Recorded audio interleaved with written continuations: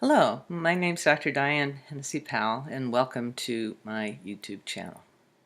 Today we're going to talk about the increase in the diagnosis of autism.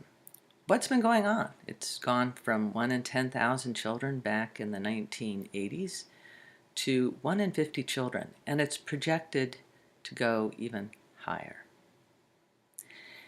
Well, first of all, it's important to understand that psychiatric diagnoses are syndromes. And a syndrome is just a cluster of symptoms that fall together. In the case of autism, we now have gone from having autism as a diagnosis, as well as Asperger's and pervasive developmental disorder, and they were all lumped together under the rubric of autism spectrum disorder. What that's done is it's basically rendered the diagnosis virtually useless. And the reason for that is that there's so many things that can result in that syndrome. For example, people who have tuberous sclerosis, about 40% of them have that behavioral syndrome that we label as autism.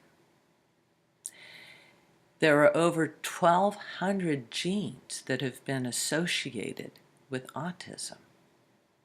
Now, when you have a human genome that is only about 24,000 genes, and you have that high of a percentage that are associated with autism, it tells you something. And the thing that it tells you is that we have something that is much more nonspecific going on here. What I mean by that is that children's development and their brain's critical time period under which this brain development is occurring is being impacted by the unnatural environment that we're living in. For one child, it might be exposure to glyphosates because they're in yards where they are sprayed, or they live near an agricultural area where they're used heavily, and they've inherited a genetic variant in which they accumulate glyphosates.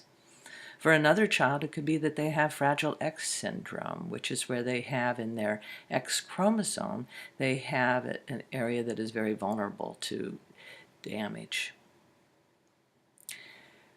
When I learned that there were 84,000 chemicals that we are exposed to that have not really been chemically, have not been tested for safety, and that our products that we use are not regulated by the FDA, and that we have things like fragrances that increase the chances of us having a toxicity that not only affects us and our own health, but it gets passed on to future generations. And some of these children are they're being diagnosed with autism. Some of them are being diagnosed with learning disorders. The reality is that we need to not get caught up in the diagnostic label itself.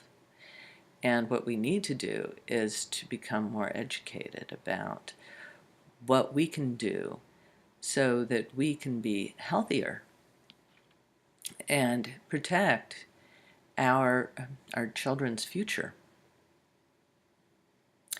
The DSM-5, which is the diagnostic manual that's used by a lot of attorneys, insurance companies for reimbursement, it is basically a collection of these syndromes. And when it came out in 2013, the director of the National Institutes of Mental Health, Dr. Thomas Insel, said that it was not basically a valid instrument for basing research.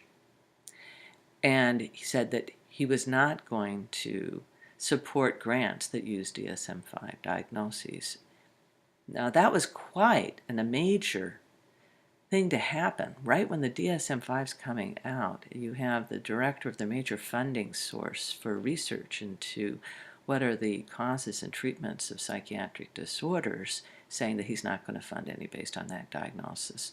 I think that that's a very, very positive turning point for the future of psychiatry. So when people have asked me, what's different now? Integrative medicine's been around for a long time. What's different is that our tax-paying dollars that does go to research has been going towards looking for solutions. We have an entirely unsustainable system right now. We have a shortage of psychiatrists, and we have more and more people who are demonstrating conditions that are labeled as psychiatric, when indeed they really are actually not psychiatric in the sense that they are psychological. They're psychiatric in the sense that they are medical, and the symptoms are showing up as behavioral disturbances, cognitive disturbances.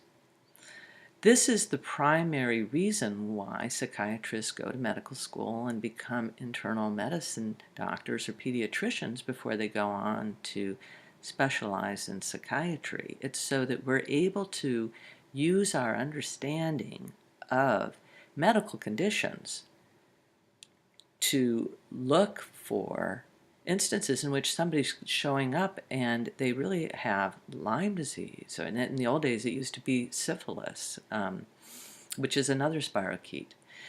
So what I'm planning to do is to answer your questions and educate as many people as possible about what they need to know about so that we can take better care of our bodies and be more educated consumers, and also to advocate for us, because we're not really being taken care of. We're really having to be much more responsible for our health than most people realize. So many of us put our faith into the FDA and the CDC to be looking out after us. And the thing is that there have been a lot of monetary vested interests that have polluted and corrupted the waters of science.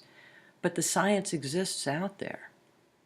It takes an average of 17 years for our scientific knowledge to percolate down into the practice of doctors. We can't afford to wait that long. So please, if you haven't subscribed to my YouTube channel, please do so.